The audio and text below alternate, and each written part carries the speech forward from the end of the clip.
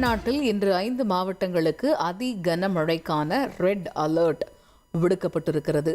தமிழ்நாட்டை பொறுத்தவரைக்கும் செங்கல்பட்டு, விழுப்புரம், கடலூர், மயிலாடுதுறை, நாகை இந்த மாவட்டங்களுக்கு அதி கனமழைக்கான ரெட் அலர்ட் விடுக்கப்பட்டிருக்கிறது.